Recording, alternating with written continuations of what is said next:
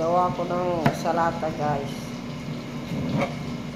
Yung nasa mga Saudi, alam nila ito salata. Salad. Kain tayong salata. Hindi na bilhin, itabi muna yung pera kay Ate Kay. Yung pala hindi ko nakikita. Ayun na, saan na kayo?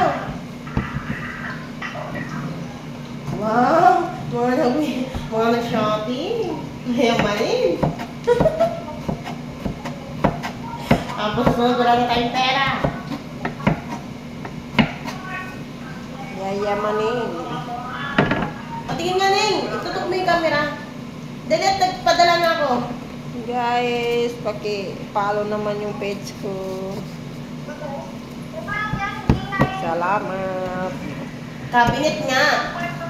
15,000 nga ano ko. Excess ko eh. I-follow nyo naman si Lola nyo. Love you guys. Love you all.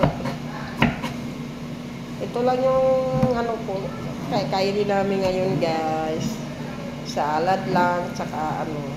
Ang mga iba dito, guys, mga ibang lahi kasi. Mga Saudiya. Hindi naman yan laging nakain ba sa kanin. Sa isang linggo. Dito sa amin minsan, isang beses lang. Minsan, 2 beses. Tuwing ano lang, Miyerkules at minsan Miyerkules lang eh. Tapos, ganun lang. Yung mga ganito lang yung pinakain nila. Mga tinapay. Ano lang. Kahit ano na yung kinakain nila. Simpleng ano lang. Simple lang sila kumain, guys. Katulad sa atin na 3 beses sa isang araw ng kanin nila. So, sa kanila hindi. Bira lang. Pero tumataba naman ako. Kasi kami ay 3 beses na may isang araw kanin, nagluluto kami ng sarili. Diba? Pilipino tayo eh. Pilipino tayo, guys. Kaya hindi pwede walang kanin.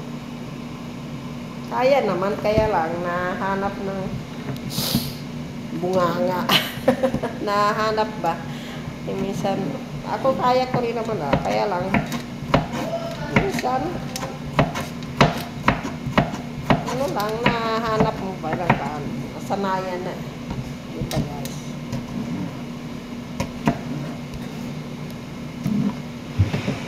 Sila, kahit walang kanin yan, kayang-kaya nila. Mga tinapay lang.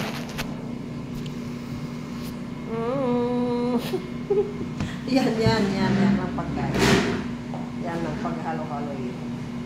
Tapos yun, ipakita ko sa inyo. Yan. Ito, ano to, yung kamatis at saka, kamatis at saka sibuyas. Giniling, tapos Quaker. Yan, sabaw. Ito lang. Is rice. Yun lang, guys.